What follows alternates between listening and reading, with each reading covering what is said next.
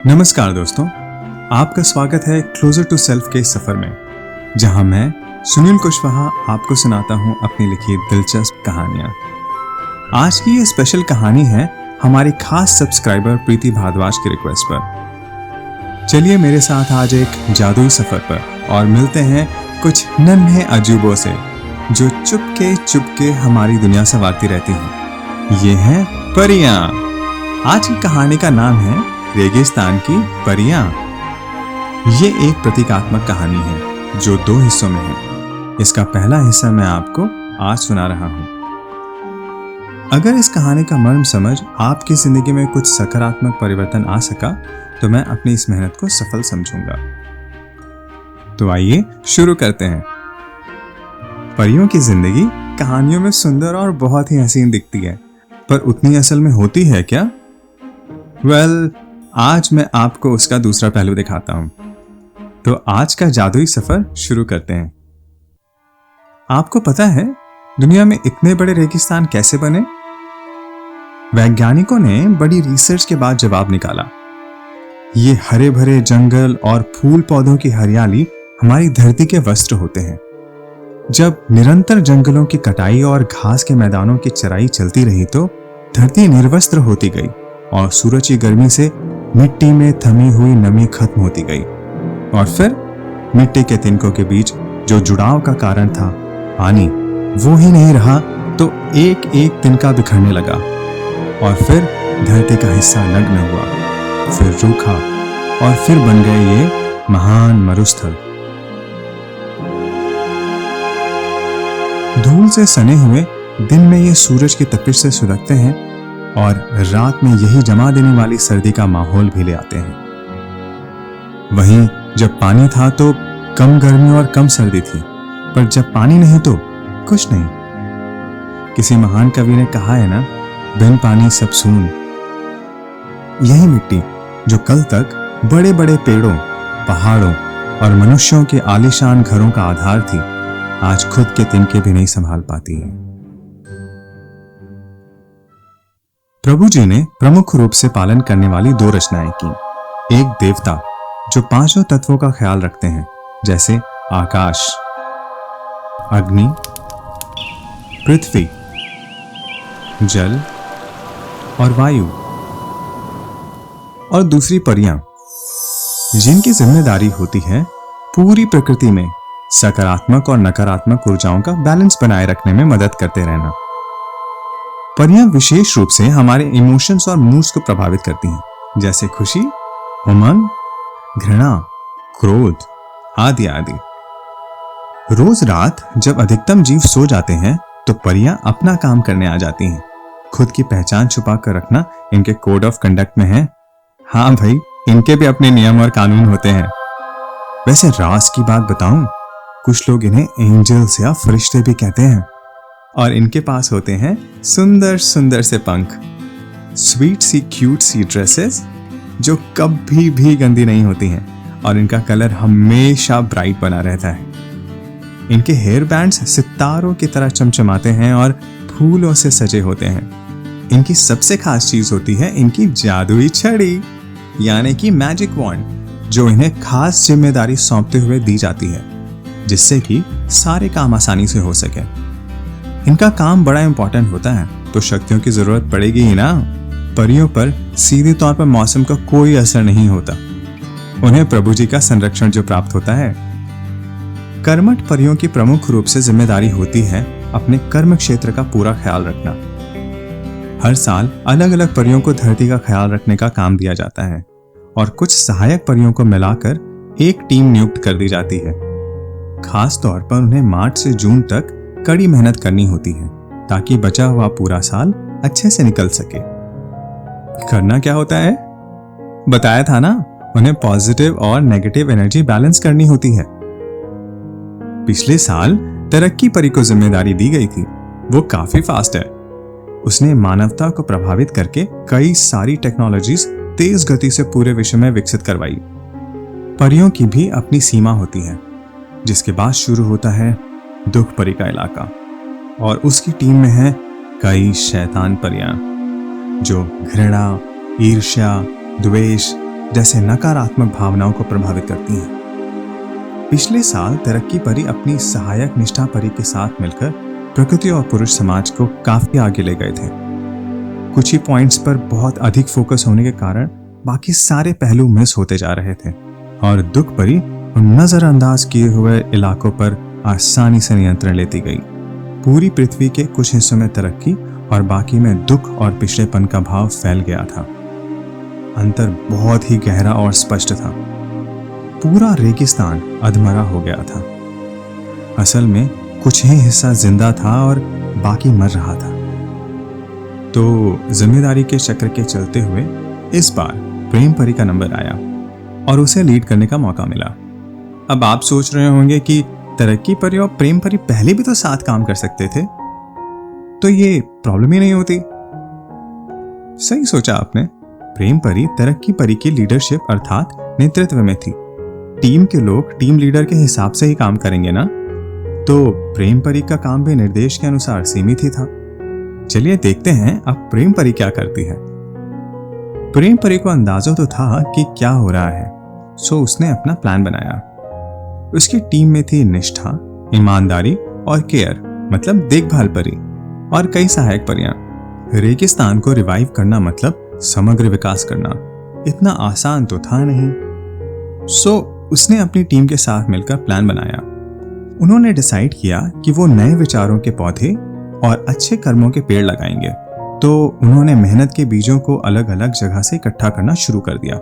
रेगिस्तान में तो दूर दूर तक बस रेत ही रेत और बंजर ही था, तो उन्हें बहुत ही मशक्कत करनी पड़ती थी। कभी किसी शहर से, किसी गांव से, जंगल या बागीचे से, इंसानों से, जानवरों से और कभी पक्षियों से, फिर पांचों तत्वों से बीज इकट्ठा करते। और कई बार तो कुछ परियां इंसान की नजरों में भी आ गई थी। इन छुटपुट घटनाओं से ही इंसानों के बीच में जन्म लेती हैं कई परी कथाएं।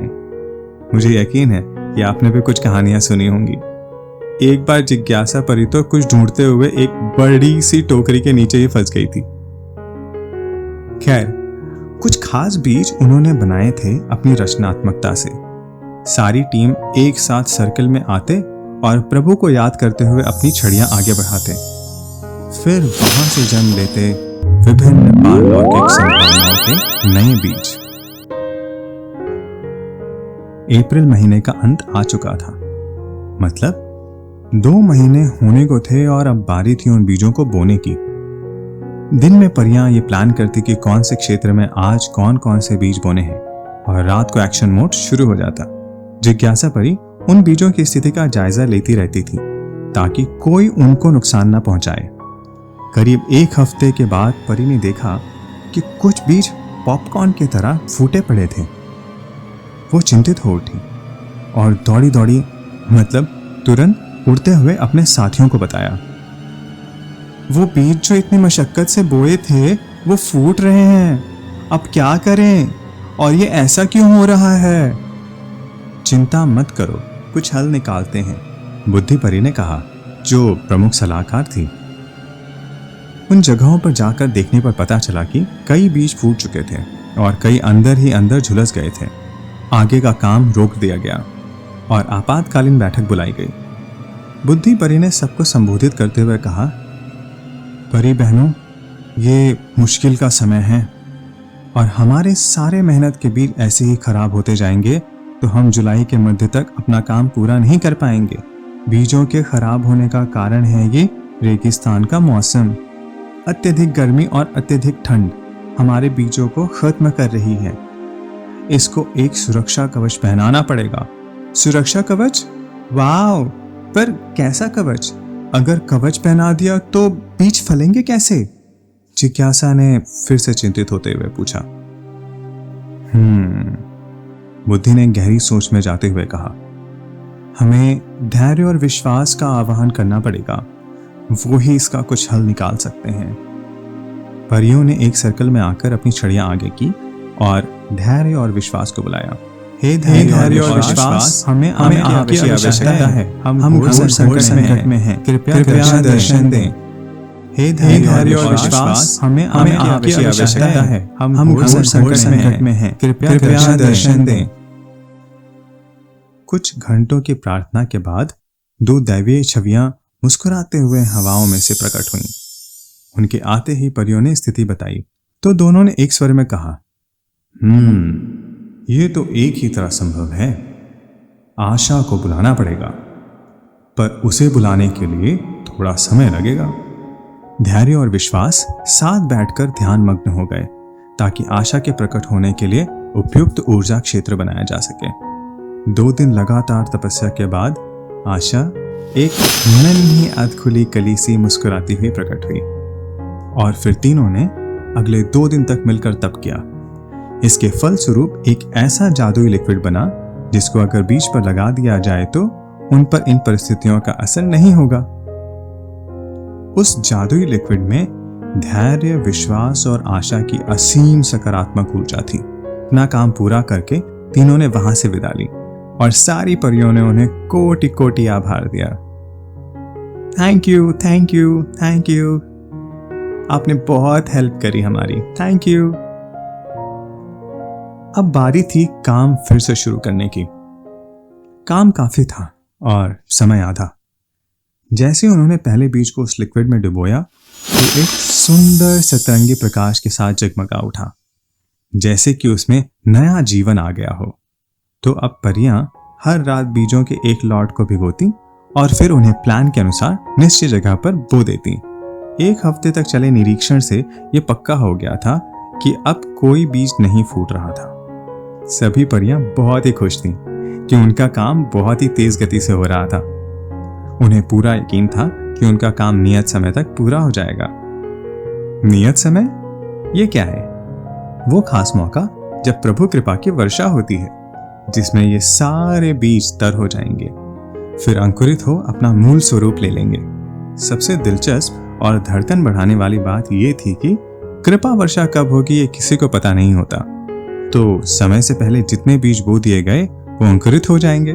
अगर कुछ बच गए तो फिर उनका क्या होगा वो तो वक्त ही बताएगा। तो ये था कहानी का पहला हिस्सा। अभी कहानी बाकी है दोस्तों। आपको क्या लगता है, दुख परी इतना आसानी से अपना साम्राज्य जाने देगी? नए संकट लेकर वो आने वाली है। प्रेम परी फिर क्या करेगी? जानने के लिए सुनिए इस कहानी का पार्ट 2। कुछ खास बातें। असल में ये रेगिस्तान हमारी उजाड़ सी जिंदगी है, जो अपने बेपरवाह जज्बातों और गैर जरूरी प्राथमिकताओं के पीछे भागने से अपने ही परिवार के दूसरे सदस्यों से जुड़ाव खो बैठी है। सूरज की तपिश और रात की गलन जीवन की परिस्थितियां हैं जो पता है आएंगी ही। कभी हमें कारण पता होता है और कभी नहीं। हमारी जिंदगी ही हमारा कर्म क्षेत्र है, वो तो छोड़ना है नहीं। काम तो करना ही है ना, जैसे परियां कर रही हैं। प्रेम एक ऐसी शक्ति है जिसके साथ बाकी सारी शुभ भावनाएं मिलकर काम करती हैं। मतलब आपस में जुड़ाव का कारण है प्रेम। प्रकृति के पास भी यही एक रास्ता था जिससे वो खोया हुआ पानी वापस ला सकती थी, जो असल में जर्जर जिंदगी के तिनकों को जोड़ने का काम कर सकता था। कैसी लग रही है यह कहानी आपको? अपने कमेंट जरूर दें और अच्छी लगी हो तो लाइक, शेयर और सब्सक्राइब करें। और हाँ, बेल आइकॉन पे भी टैप कर दें ताकि जब भी नई रचना आए तो आपका फोन आपको तुरंत बताए। अपना ख्याल रखिएगा। धन्यवाद।